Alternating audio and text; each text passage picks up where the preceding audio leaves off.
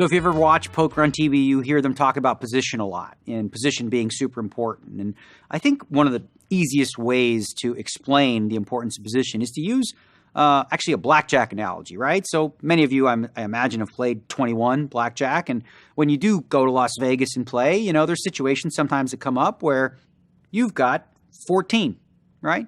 And the dealer's showing a 4. So the best the dealer could have is 14.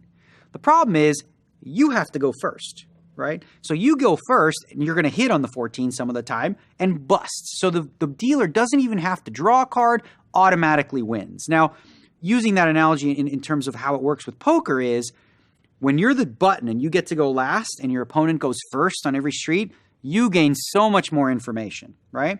And most flops that you're going to see come out are going to be flops that both players miss. Like when you have a hand like King Queen, you're not a favorite to make a pair in the flop. You're usually going to flop not such a great hand. So what that means is the player who wins the pot is typically the one that's going to take the initiative, be more aggressive, and it's easier to do that in position because you get the information first of your opponent checking or betting before you. So being in position is simply just a position of like you get to control the game a lot more easily than you can when you have to act without having any idea how your opponent feels about the flop, turn, or the river.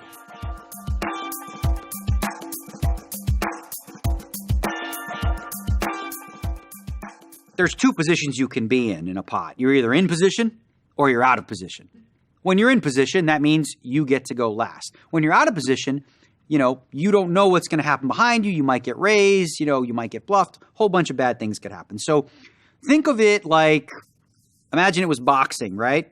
So when you're out of position, you want to keep your guard up, right? You want to be very defensive and you want to be careful because you're at a disadvantage, right? You can play possum sometimes with strong hands as well because you want to keep a balance. And then, you know, conversely, if you are the player in position, you want to be the one throwing the punches, right? You want to be the aggressor. You're the one who has control of the situation. You're the one in position that's looking to maximize profit, whereas typically your train of thought out of position is minimize and protect. When you're in early position, like really the best defense against people that are overly aggressive is to fold more, okay? So that's just the way it is. Unfortunately, that is the number one best way to do that. Now, that's not to say, you know, when you get a really good hand, you're not going to be able to profit because you know that your opponent is supposed to be aggressive, so you can play possum, maybe you check raise them, you check all the way down. A lot of different things you can do from a defensive position. Defensive doesn't mean weak. Defensive doesn't mean that you're like just being, you know, what you're doing is you're protecting yourself from playing a really, really big pot out of position and having to be in bad situations where you're not really sure what to do. So general idea is out of position, defense, in position, offense.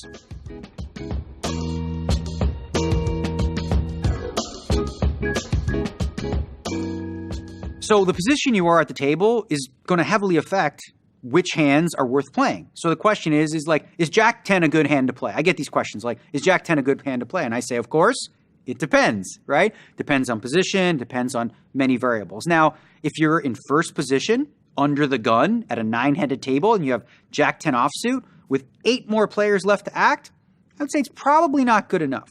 Now, that same hand, if everyone folds and you were on the button and you have Jack 10 against just the 2 blinds, that might be a spot where, forget about folding, you'd actually raise with that hand. So we're going to break down position by position, sort of a look at a brief range of hands that you should consider playing from different positions.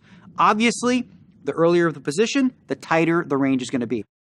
Let's take a look here at, in really early position, what kind of hands, roughly where you want to be. And of course, this is just a guideline. We're going to adjust this depending on the sort of, type of game, how your players are playing. If the game is a very aggressive game and people are re-raising a lot, you want to play even more conservative.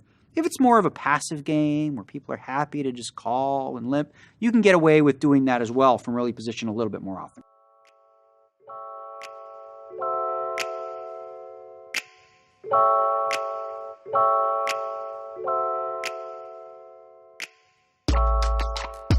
As we go towards middle position, you'll notice that it opens up a little bit, especially if you are first in. And what I mean by that is if no one has entered the pot yet with a raise or a call, if you're first in middle position, it opens up a lot more hands where you can go ahead and raise with. And as a general rule, I just want you guys to think in terms of if it's good enough to call, it's good enough to raise if you're the first player in. So don't just be calling the big blind. You want to be raising, playing aggressively. Also, that helps you to win position. Maybe you raise, get some players out who would be behind you, and maybe you just steal the blinds, or you play against the player in the blinds from position.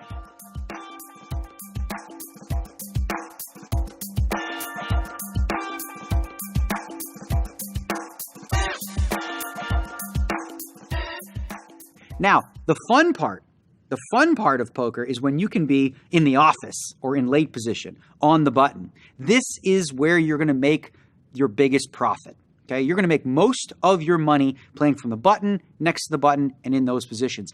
And as you can see here, especially first in, you can open with a much wider range of hands. Whereas, for example, King Jack offsuit, well, you might fold that under the gun. But now in late position, you're absolutely going to go ahead and raise with King Jack.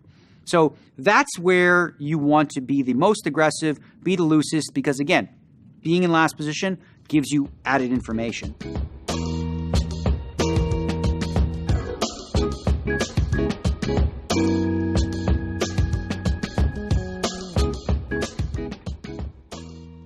The last two positions we're going to cover here are the small and big blind. Now, part of the reason that the small and big blind put in money is because otherwise they probably would never play because they're in the worst position at the table. So the fact that they have a partial bet or a full bet already in incentivizes them to play more hands. Having said that, I would still be very conservative from the small blind against raises because, again, you're going to be acting first, and then you also have the problem of you don't know what the big blind's going to do.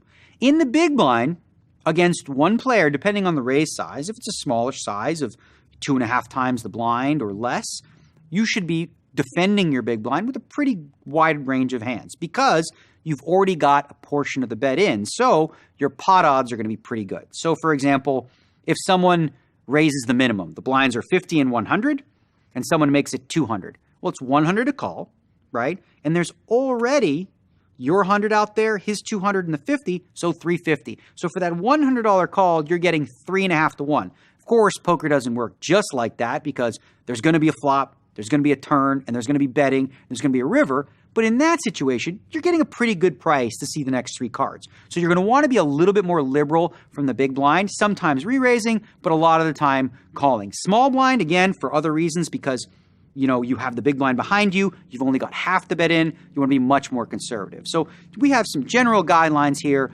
of ranges that you want to play, but again, you want to adjust these based on sort of the type of the game, how aggressive it is, or how passive it is.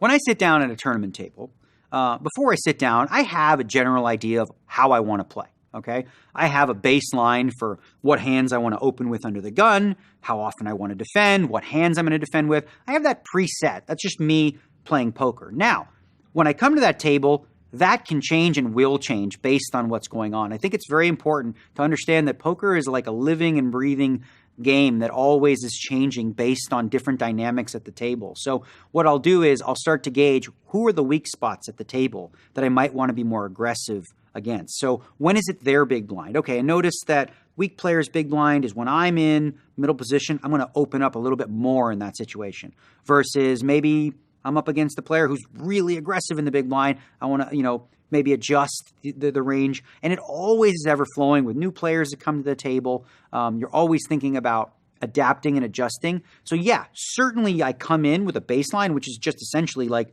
what is the correct play? What is the game theory approach? Like, what hand should I open with under the gun? That's what I'm going to do until I get information that tells me, you know what? You should open up more or open up less.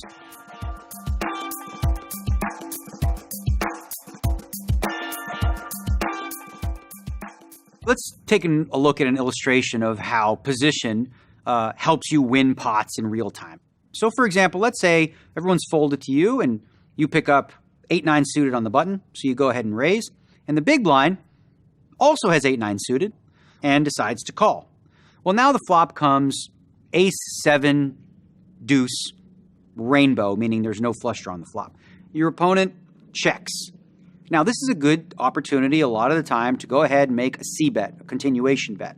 Now, the player with 8-9 just completely missed and is going to fold despite having the exact same hand. So you win this pot strictly because you have position, and it's very difficult for a player out of position who is always on the defensive to win this pot. Even if your opponent thinks you probably don't have that much, it's very difficult to defend against position because when you do check raise, what happens when they call?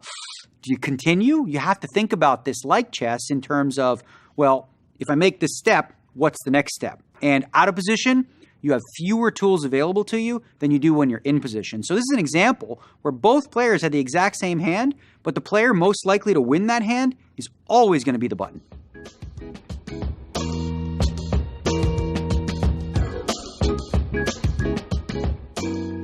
Let's say player A, on the button with 5, 6 of spades, decides to raise on the button to 3 times the blind.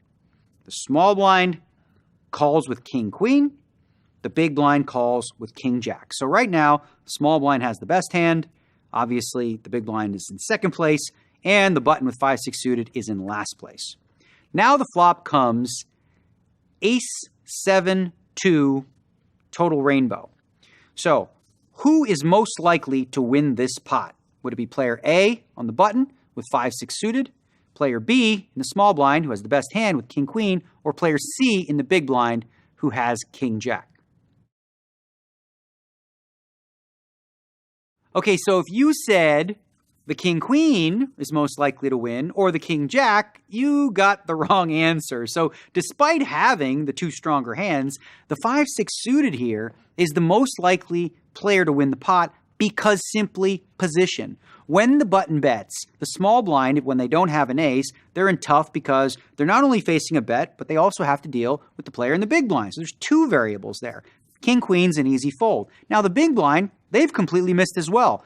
If you have an ace, they really aren't drawing it very much. So typically in situations like this, out of position players have to play defensively, which allows the button with any 2 cards, 2 napkins, 2 blank empties, is going to win a lot of pots based on sheer aggression.